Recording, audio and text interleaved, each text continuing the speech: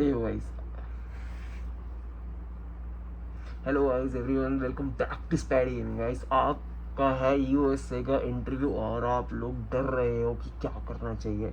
तो सबसे ज़्यादा आसान भाषा में समझाऊंगा इस, अगर आपको पूरा प्रोसेस, पहले तो प्रोसेस देखो, ठीक है। मैं यहाँ पे सिर्फ इंटरव्यू के क्वेश्चंस बताऊंगा। अगर आपको पूरा प्रोसेस देखना है कि आप वहाँ कैसे पहुँच सकते हो, ठीक है, वहाँ पे पहुँचने के बाद क्या होगा, क्या सिक्योरिटी होगी, क्या क्या आपको क्या कहते हैं लेके जाना है अपने साथ, कैसे आप मेट्रो से जा सकते हो, कैसे आप किसी दोस्त को लेके जा सकते हो, कार पार्किंग कहाँ है, लॉकर क्या है, वो सारी चीज़ अगर आपको जाननी है तो गाइस वो तो है वीडियो में, ठीक है, डिस्क्रिप्शन में है, पिन कमेंट में आप देख सकते हो, ठीक है। और यहाँ ऊपर भी मैं डाल दूंगा, अगर यहाँ पे दिख रही होगी तो आपको, ठीक है। तो उसके अंदर तो आपको सब मिल जाएगा गाइस, ठीक है। उसमें इंटरव्यू के क्वेश्चन भी मिल जाएंगे। इस वीडियो में सिर्फ और सिर्फ मैं क्वेश्चन बताने वाला हूँ कि इंटरव्यू में क्वेश्चन क्या पूछे जाएंगे, ठीक है। अब हम बात करते हैं डायरेक्ट वीडियो पे।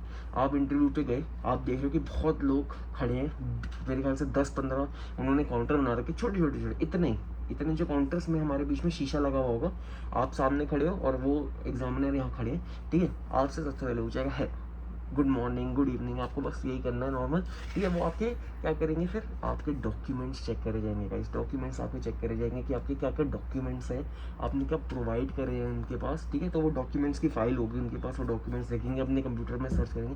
फिर आपको पूछेंगे आपका नाम क्या है, आप कौन सा वीज़ा अप्लाई कर रहे हैं। इस तो बहुत लोगों को नहीं पता। एक तो पहले अपना वीज़ा देख लो कौन सा अप्लाई कर रहे हो, B1 B2 जो भी कर रहे हो आप, या H1B वीज़ा, जो भी आपका वीज़ा है, आपको तो सबसे पहले वो पता होना चाहिए कि आप कौन से टाइप का वीज़ा अप्लाई कर रहे हो, ठीक है। तीसरी चीज़ गाइस, जो बहुत लोग पैनिक कर जाते हैं, आपको पैनिक नहीं करना, कोई ज़्यादा कैसे नहीं करना, नॉर्मल गाइस, कॉन्फिडेंट रहना है। कॉन्फिडेंट इज़ द की, ठीक है। अब अगर मैं बात करूँ टूरिस्ट वीज़ा में गाइस, तो बहुत लोग घबरा जाते हैं, 5 में से 1 रिजेक्ट होता है, ठीक है। तो 80% चांसेस हैं, ठीक है। वहीं पर अगर स्टूडेंट वीज़ा की बात करूँगा, उसके ज़्यादा चांसेस ज़्यादा होंगे।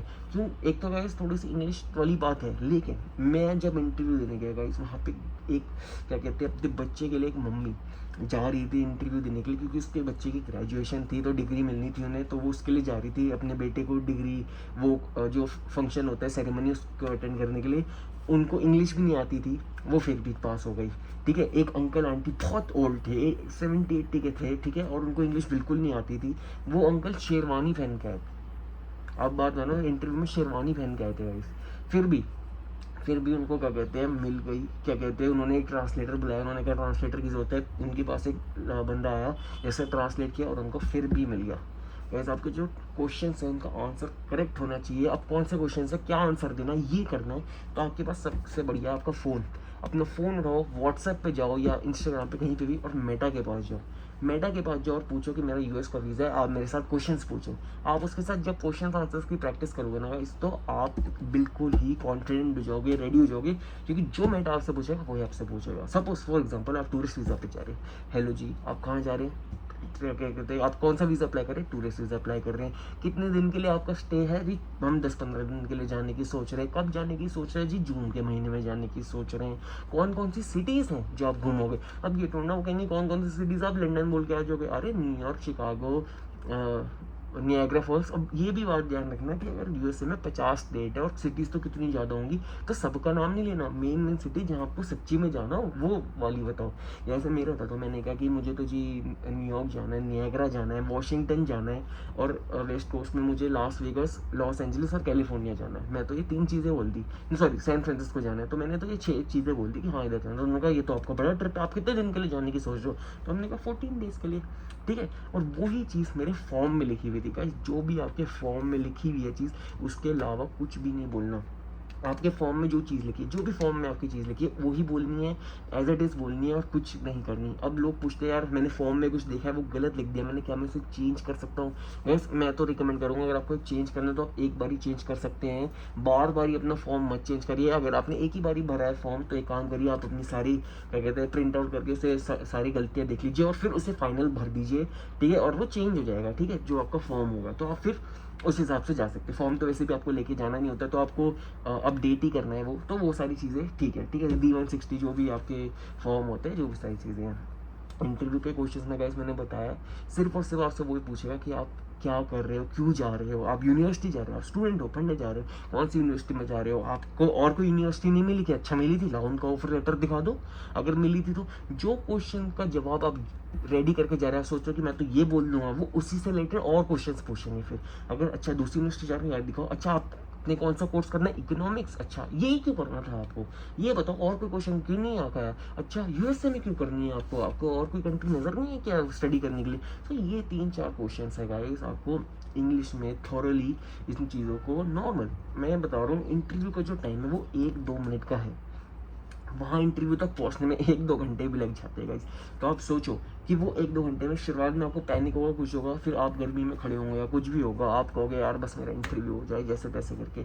फिर जब आप एसी में आओगे, अंदर आपकी चेकिंग होगी, बायोमेट्रिक्स होगा, सब कुछ होगा, उसके बाद जब आपका फाइनली इंटरव्यू होगा गाइस, तो आप खुश हो जाओगे। ठीक है, आपका टाइम आ रहा होगा, काफ़ी लोग पास भी होते हैं guys. Yes, US has a high chances of getting visa rejected embassy. लेकिन अगर लोग कह रहे हैं अरे भाई ट्रम्प आ गया, ट्रम्प की वजह से वीज़ा पास नहीं हो रहा, ऐसा भाई जो लीगली जा रहा है इंसान, जिसके डॉक्यूमेंट्स हैं, वो प्रोसेस अभी तक सेम ही है, उस पर कोई फ़र्क नहीं आया है कि नहीं भाई ऐसे नहीं ऐसे। वो कनाडा वाली चीज़ें हैं भाई, जिसमें क्या कहते हैं, वो कहते हैं भाई नहीं पास मत करो, ये मत करो, कम बच्चे करो, इतने ज़्यादा बाहर के हो गए।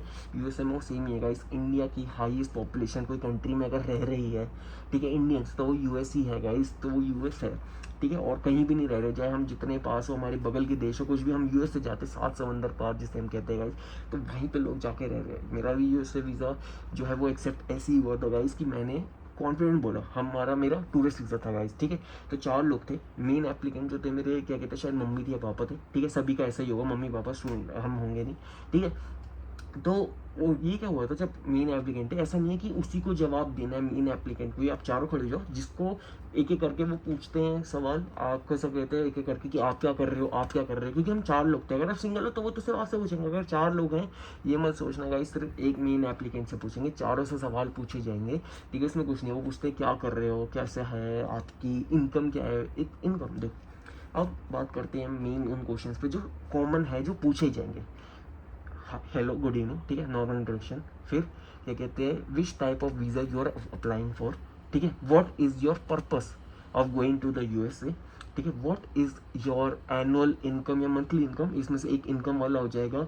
ठीक है, और किन्हीं किन्हीं केसेस में वो जो है बैंक स्टेटमेंट्स वगैरह भी देखते हैं। तो एक मनी वाइज तो इंपॉर्टेंट है कि एक मनी का फैक्टर हो गया, आपको एनुअल इनकम, आपकी बैंक स्टेटमेंट्स वगैरह, एक तो मनी वाइज हो गया, और एक आपका वो हो गया कि आप जा क्यों रहे हो, पर्पस क्या है, क्यों जाना चाहते हो, और कोई कंट्री क्यों नहीं, ऐसे ऐसे ऐसे करके। ठीक है, अब मैं बात करूँगा इस अपनी, एक वीज़ा एक्सेप्ट हुआ इसलिए भी गाइस क्योंकि मैं पिछले मेरे ख्याल से 1.5 साल में गाइस, क्या कहते हैं, कुछ 8 कंट्री घुमा हुआ हूँ।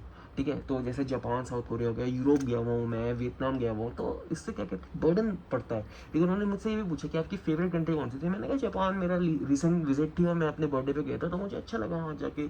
ठीक है, अगर आपका कोई विजिट है नहीं, आज तक एक भी कंट्री नहीं घूमे, और आप सीधा यूएस जाने की सोच रहे हो, तो यार वो थोड़ी सी प्रॉब्लम हो जाएगी ना यार उस चीज़ में।